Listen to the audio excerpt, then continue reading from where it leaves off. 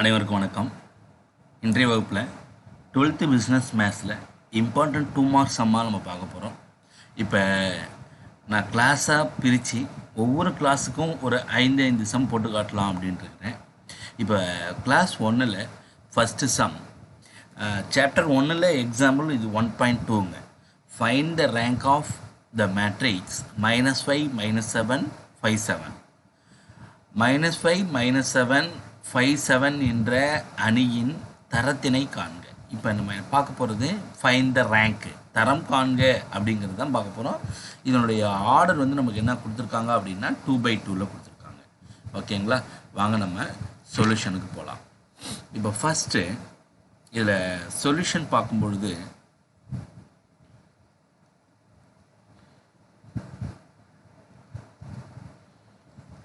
தீர்வு ஃபஸ்ட்டு என்ன கொடுத்துருக்காங்களோ அதை ஏன்னு எழுதிக்கிங்க.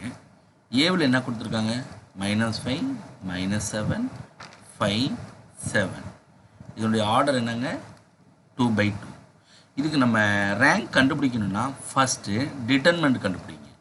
டிட்டர்மெண்ட் -5 -7 5 7. இப்போ அணிக்கோவின் மதிப்பு இதுக்கு என்ன வரும்?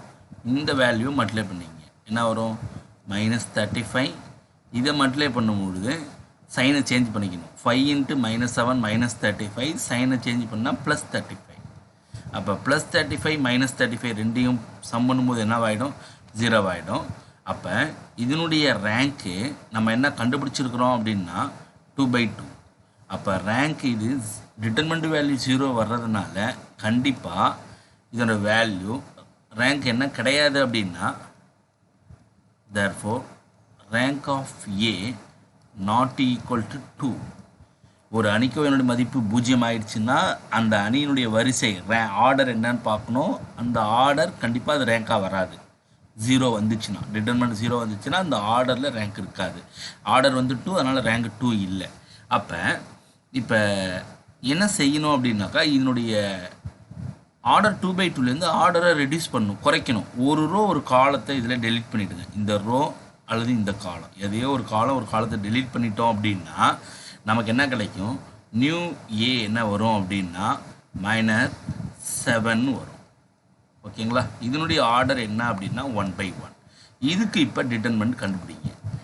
டிட்டர்மெண்ட்டு ஒரே ஒரு எலிமெண்ட் இருக்கனால 1ன்னு வரும். 7 ஒரு எலிமெண்ட் தான் அதில் டிட்டர்மெண்ட்டில் இருக்கும், அணிக்கோவையில் இருக்கும். அப்போ 7 ஆர்டர் வந்து 1/1. அதனால் அதனுடைய டிட்டர்மினன்ட் நாட் ஈக்குவல் டு 0 வர்றதுனால ரேங்க் ஆஃப் ஏ வேல்யூ 1. அப்போ நம்ம கொடுக்கப்பட்ட கணக்கினுடைய ரேங்க் என்னங்க? 1. கிளாஸ் 1ல் second sum integral f dash of if f dash of x is equal to 1/x and f of 1 equal to π/4 then f of x. இதுதான் கேட்குறாங்க. f dash of x equal to 1/xன்னு கொடுத்துட்டாங்க. f of 1 value π/4ன்னு கொடுத்துட்டாங்க. Find f of x என்னன்னு கேட்குறாங்க. இப்போ f dash of x equal to 1/x மற்றும் f of 1 equal to π/4 எனில் f of x ஐ காண்க. இது வந்து சாப்டர் 2ல் இருக்குங்க. இந்த சம் வந்து சாப்டர் 2ல் எக்ஸசைஸ் 2.2ல் 8th சம். எக்ஸசைஸ் 2.2ல் 8th சம். இப்போ இந்த சம் பாருங்களேன். இப்போ இதுக்கு சொல்யூஷன் என்ன கொடுத்துருக்காங்க அப்படிங்கிறத எடுத்து எழுதிக்கிங்க. f dash of x equal to எவ்வளவு? 1/x. அப்புறம் என்ன கொடுத்துருக்காங்க? f of 1 equal to π/4. என்ன கேட்குறாங்க? f of x கேட்குறாங்க. ஓகேங்களா, இங்கே f dash கொடுத்துட்டு இங்கே நம்மள்கிட்ட என்ன கொடுத்துருக்காங்க? f dash கொடுத்துட்டு என்ன கேட்குறாங்க? f of x கேட்குறாங்க.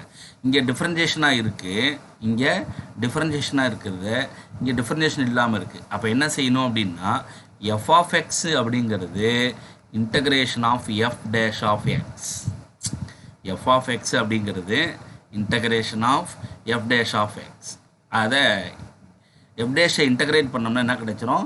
f of x கிடைச்சிரும். ஓகேங்களா, இப்போ நமக்கு பாருங்கள் இன்டகிரேஷன் ஆஃப் f dash என்ன இருக்குது பாருங்கள். இந்த இடத்துல f dash நமக்கு 1/x into dx. Integration of 1 by x dx என்ன வரும்? log x. கடைசியாக இன்டகிரேட் பண்ணி முடிச்சோன்னா சேர்த்துக்கணும் ப்ளஸ் சி. இப்போ given நமக்கு என்ன தெரியும் அப்படின்னா எஃப் ஆஃப் ஒன்னோட வேல்யூ எவ்வளோன்னு தெரியும்? π/4. எஃப் ஆஃப் ஒன்னோட வேல்யூ. அப்போ எக்ஸுக்கு பதிலாக என்னன்னு அர்த்தம்? 1ன்னு அர்த்தம். எக்ஸுக்கு பதிலாக 1 அப்படி கொடுத்தோம்னா அதோட டோட்டல் வேல்யூ எவ்வளோ? இதுக்கு ஈக்குவல் π/4க்கு ஈக்குவல். அப்போ இந்த இதுதான் எஃப் ஆஃப் எக்ஸ். உங்களுக்கு இன்னும் எளிமையாக சொல்லணும் அப்படின்னா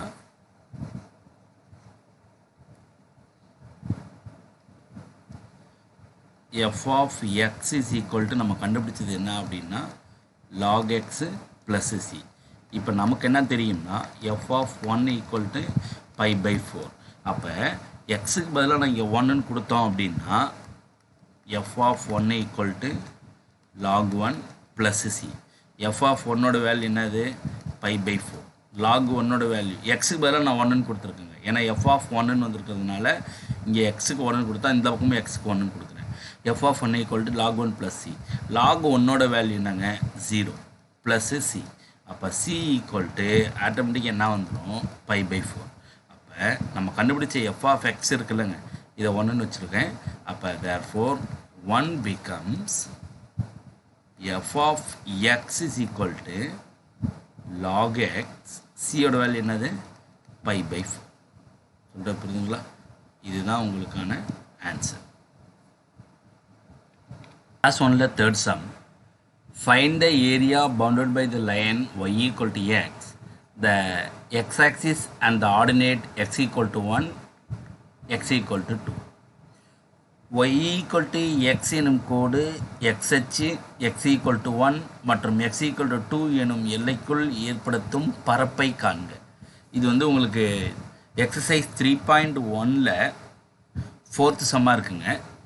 எக்ஸசைஸ் 3.1ல 4th சம். இப்போ இதில் என்ன கேட்குறாங்க அப்படின்னா பரப்பை காண்க. பரப்பு தான் கேட்குறாங்க. ஃபைண்ட் த ஏரியா, இதுதான் ரொம்ப முக்கியம். அப்போ என்ன கேட்குறாங்கிறத புரிஞ்சுங்க. இப்போ ஏரியா கேட்குறாங்க. ஏரியா அப்படின்னாவே நம்ம முதல்ல என்ன செய்யணும் அப்படின்னா டயக்ராம் வரையணும்.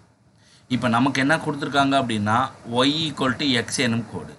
த line y equal to x. இப்போ y ஈக்குவல் டு எக்ஸுங்கிற லைன் எது அப்படின்னா இதுதான் y ஈக்குவல் டு எக்ஸ். கிராஃபில் y ஈக்குவல் டு எக்ஸுங்கிற லைன் இது. இப்போ இந்த எக்ஸுங்கிற கோடு எக்ஸ் ஈக்குவல் டு 1 மற்றும் எக்ஸ் ஈக்குவல் டு 2 எனும் எல்லைக்குள் ஏற்படுத்தும் பரப்பு. அதாவது எக்ஸ் ஈக்குவல் டு 1ங்கிறது இது, எக்ஸ் ஈக்குவல் டு 2ங்கிறது இது. இது ரெண்டுத்துக்கும் இன்பிட்வீனில் இருக்கக்கூடிய ஏரியா அப்படிங்கிறது இதுதான். இந்த ஏரியா தான் கண்டுபிடிக்கணும் நம்ம. ஓகேங்களா? இந்த ஏரியா தான் நம்ம கண்டுபிடிக்கணும். இந்த ஏரியா எப்படி இருக்குது அப்படின்னா எக்ஸ் ஆக்சிஸ்க்கு மேலே இருக்குது. எபோவ் தி எக்ஸ் ஆக்சிஸ் அப்படின்னு இருக்குது. எபோவ் தி எக்ஸ் ஆக்சிஸ் இருந்துச்சு அப்படின்னா பரப்பு. பரப்பு அப்படின்னா ஏரியா அப்படின்னு அர்த்தம். Area integral a to b y dx. Integral a to b y dx. அப்போ இன்டகரல் ஏங்கிறது 1, பிங்கிறது 2. இதுதாங்க ஏ, இதுதான் பி. ஃபஸ்ட்டுங்களா? ஒய்யோட வேல்யூ எதுக்கு ஈக்குவல் அப்படின்னா எக்ஸுக்கு ஈக்குவல் எக்ஸ் இன்ட்டு டிஎக்ஸ். ஓகேங்களா? Integration of x. Integration of x என்ன அப்படின்னா எக்ஸ் ஸ்கொயர் பை 2. நமக்கு அதுக்கு லிமிட் என்ன கொடுத்துருக்காங்கன்னா 1 to 2. அப்போ ஃபஸ்ட்டு என்ன கொடுக்கணும்? அப்பர் லிமிட்டை கொடுக்கணும். எதுக்கு கொடுக்கணும்? எக்ஸுக்கு கொடுக்கணும். ஓகேங்களா? இங்கே எக்ஸ் என்ன இருக்குது? எக்ஸ் ஸ்கொயர்டுன்னு இருக்குது. அப்போ 2 ஸ்கொயர் பை 2, இங்கே பை 2 மைனஸ் லோயர் லிமிட் 1. அப்போ 1 ஸ்கொயர் பை 2. ஓகேங்களா? இப்போ 2 square 4, 4 by 2 minus 1 square 1 by 2. இது ரெண்டு 4 by 2 minus 1 by 2 LCM 2. 4 minus 1 3, 3 by 2 சதுர அலகுகள் அல்லது ஸ்கொயர் யூனிட் அப்படின்னு முடிக்கணும். ஓகேங்களா? இதுதான் தேர்ட் சம். இந்த தேர்ட் சம் வந்து எக்ஸசைஸ் 3.1ல் எக்ஸசைஸ் 3.1ல் 4th சம். கிளாஸ் 1ல் 4th sum. Solve dy by dx equal to ay. தீர்க்க அப்படின்னு கொடுத்துருக்காங்க. dy by dx equal to a into e power y. அதாவது இந்த கணக்கு பயிற்சி 4.2ல் எக்ஸசைஸ் 4.2ல் ஃபஸ்ட்டு கணக்கு. ஓகேங்களா? ரைட். இப்போ இதுக்கு சொல்யூஷன் பார்க்கலாம். இப்போ ஒரு டிஃபரன்ஷியல் ஈக்குவேஷன் கொடுத்துட்டு அதை சால்வ்னு கொடுத்துருக்காங்க. எது ப்ராப்ளம் கொடுத்துருக்காங்களோ அதை எடுத்து எழுதிங்க. dy/dx = ae/y. இப்போ இங்கே ரெண்டு வேரியபிள் தான் இருக்குது. இப்போ வேரியபிளை செப்பரேட் பண்ணுங்கள். இந்த இடத்துல மேலே dyன்னு வர்றதுனால லெஃப்ட் சைடில் ஒய்ங்கிற வேரியபிளை கொண்டு வாங்க. ஒய்ங்கிற வேரியபிள் இங்கே என்ன இருக்குன்னா e/yன்னு இருக்குது. e/y இந்த பக்கம் வந்துச்சு அப்படின்னா e⁻−yன்னு வரும். அப்போ எது மட்டும் இருக்குன்னா dy மட்டும் இருக்கும். இங்கே இருக்கிற dxஐ இங்கே கொண்டு போயிடுங்க. ஏற்கனவே அங்கே a இருக்குது, இங்கே என்ன ஆகிடும் a × dx. இந்த e⁻y இந்த பக்கம் வந்துருச்சு. ஓகேங்களா? இப்போ வேரியபிள் ரெண்டு பக்கமும் செப்பரேட் பண்ணிட்டேன். லெஃப்ட் சைடில் ஒய் வேரியபிளாக இருக்குது, ரைட் சைடில் எக்ஸ் வேரியபிளாக இருக்குது. அப்படி செப்பரேட் பண்ணியாச்சுன்னா அடுத்த ஸ்டெப்பை அப்படியே இன்டகிரேட் பண்ணிக்கலாம். இதில் ஏ கான்ஸ்டன்ட்டுங்கிறனால வெளில எடுத்துகிட்டு இன்டகிரேட் பண்ணுறேன் டிஎக்ஸ் மட்டும். அப்போ integration of e⁻−y e⁻−y/−1 a integral டிஎக்ஸ்க்கு என்ன வந்துடும் எக்ஸ் ப்ளஸ் சி. அப்போ இதை சிம்பிளை பண்ணோம்னா -e⁻−y = கீழே 1 விட்டுடலாம் ax + c. அவ்வளோதான். ப்ராப்ளம்லாம் ஈஸியாக தாங்க இருக்கும், நீங்கள் ஒர்க் பண்ணி பார்க்கணும்.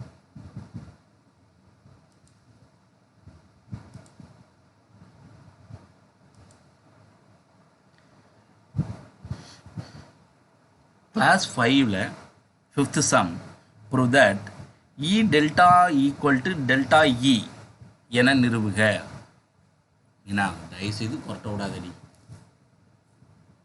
prove that E delta = delta E நிறுவுக. E delta = delta E. இதுக்கு முன்னாடி நம்ம ஆன்சர் போகிறதுக்கு முன்னாடி இதில் ரிசல்ட்டை மட்டும் தெரிஞ்சு வச்சுப்போம். 2 ரிசல்ட் வேணும், ரொம்ப முக்கியமான முடிவுகள். 2 ரிசல்ட். என்ன 2 ரிசல்ட் அப்படின்னா, இப்போ நான் எழுதுறது வந்து ரஃப் ஒர்க்கு. ஏன்னா ரஃப் ஒர்க் வேணால் நான் சைடில் எழுதிக்கிறேன், இங்கே வேணால் எழுதிக்கிறேன். ரிசல்ட் என்ன ரிசல்ட் அப்படின்னா, டெல்டா ஆஃப் f(x) அப்படிங்கிறது ஃபார்முலா. இங்கே என்ன இருக்கோ அதோட ஹெச்சை ப்ளஸ் பண்ணிங்க, மைனஸ் இங்கே என்ன இருக்கோ அதை அப்படியே மைனஸ் பண்ணிங்க, அதுதான் டெல்டா. அப்போ டெல்டா மீன்ஸ் டெல்டா f(x)ன்னு அர்த்தம். டெல்டா f(x)னா f(x)ல் ஒரு ஹெச்சை ப்ளஸ் பண்ணிக்கிட்டு மைனஸ் f(x)ன்னு எழுதிக்கணும். அடுத்த ரிசல்ட் என்ன சார் அப்படின்னா E means E of f(x) அப்படின்னா இது எதுக்கு ஈக்குவல் அப்படின்னா f(x) + hக்கு ஈக்குவல். E அப்படிங்கிறது ஒரு ஷிஃப்டிங் ஆப்ரேட்டர், இடப்பெயர்வு செயலி அப்படின்னு பேர். E ஆஃப் f(x)ன்னு எழுதணும் அப்படின்னா அது எதை குறிக்கும் அப்படின்னா f(x)னுடைய அடுத்த f(x)னுடைய மதிப்பு என்ன அப்படின்னு கண்டுபிடிக்கிறது தான் E f(x)னுடைய அடுத்தது. அப்போ ஹச் இன்க்ரிமெண்ட்டை ப்ளஸ் பண்ணிக்கணும். அப்போ E f(x) எது ஈக்குவல் அப்படின்னாக்கா f(x) + hக்கு ஈக்குவல். இந்த 2 ரிசல்ட்டு மட்டும் ரொம்ப முக்கியங்க. ஓகேங்களா? இந்த 2 ரிசல்ட்டை மட்டும் நீங்கள் நல்லா நினைவில் வச்சுக்கிங்க, ரொம்ப முக்கியமானது இந்த 2 ரிசல்ட்டும். ஓகேங்களா? ரைட்.